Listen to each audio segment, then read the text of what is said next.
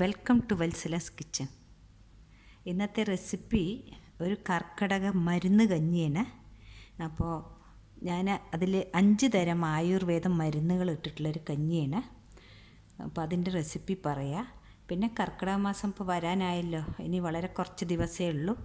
അപ്പോൾ അതിന് മുമ്പ് ഞാൻ എൻ്റെ റെസിപ്പി ഇട്ടാൽ നിങ്ങൾക്ക് ഉണ്ടാക്കണവർക്ക് ഉപകാരമായിരിക്കുമെന്ന് വിചാരിച്ചിട്ടാണ്. പിന്നെ എൻ്റെ വീഡിയോ ആദ്യമായിട്ട് കാണുന്നവർ, സബ്സ്ക്രൈബ് ചെയ്യാത്തവരുണ്ടെങ്കിൽ പ്ലീസ് സബ്സ്ക്രൈബ് ചെയ്യണേ. മഴക്കാലത്ത് നമ്മുടെ ശരീരത്തിനും ചെറിയ മാറ്റങ്ങളൊക്കെ വരും. പിന്നെ ദഹനശേഷി വർദ്ധിക്കാനും നമുക്ക് ഈ കഞ്ഞി ഉപകാരമാണ്. പിന്നെ സ്ത്രീകൾക്ക് പ്രത്യേകിച്ച് നടുവേദന, അങ്ങനെ പല പ്രശ്നങ്ങളും ഉണ്ടാവുമല്ലോ.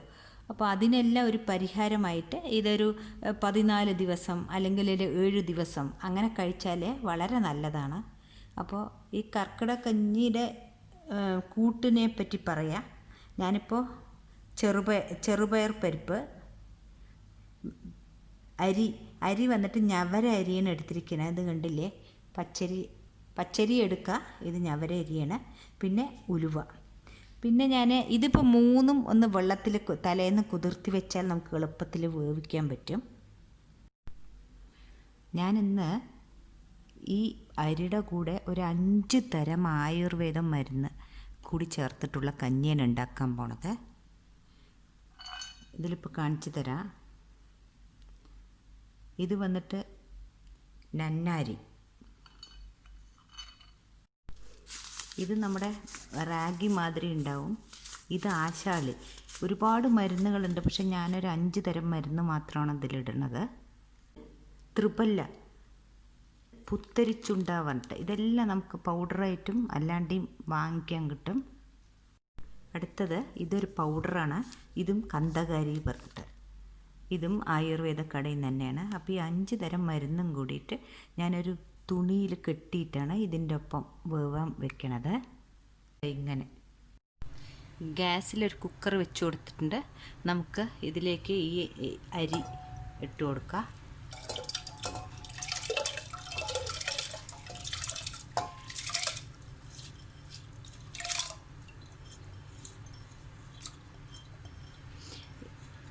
ഉപ്പ് ഉള്ള കഞ്ഞിയാണെങ്കിൽ അങ്ങനെ, അല്ലെങ്കിൽ നമുക്ക് വെല്ലം വേണമെങ്കിൽ വെല്ലം ഇട്ട് കൊടുക്കുക, മധുരം വേണമെങ്കിൽ.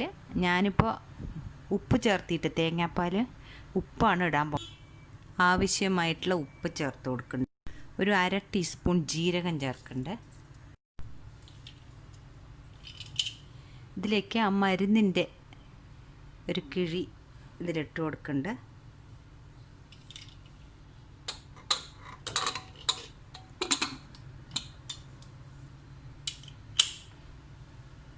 നമുക്കൊരു 3 വിസിൽ കഴിഞ്ഞിട്ട് ഇത് ഓഫാക്കാം. 3 പ്രഷർ കഴിഞ്ഞ ശേഷം കുക്കർ തുറന്നതാണിത്. നമുക്കിനി ഇതൊരു വേറെ പാത്രത്തിലേക്ക് മാറ്റാം. ഇപ്പോൾ ഇതിന്ന് ആ മരുന്നിൻ്റെ ഈ കിഴി മാറ്റിയിട്ടുണ്ട്.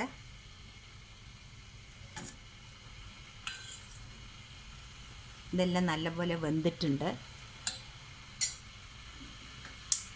ഇനി ഇപ്പോൾ ഇതിൽ തേങ്ങ, വെറുതെ ചിരണ്ടിയ തേങ്ങയിട്ട് ഉപ്പ് ഇട്ടിട്ട് ഒരു സ്പൂൺ നെയ്യ് ഇട്ടിട്ട് വേണമെങ്കിൽ അങ്ങനെയും കഴിക്കുക. മധുരം വേണ്ടവർക്ക് മധുരം ചേർക്കാം. ഞാനിപ്പോൾ ഉപ്പല്ലേ ഇട്ടിരിക്കേണ്ടത്, അപ്പോൾ കുറച്ച് തേങ്ങാപ്പാൽ ചേർക്കുന്നുണ്ട്. ഇനി ഇതിലേക്ക് ഈ തേങ്ങാപ്പാൽ ചേർത്ത് കൊടുക്കുന്നുണ്ട്.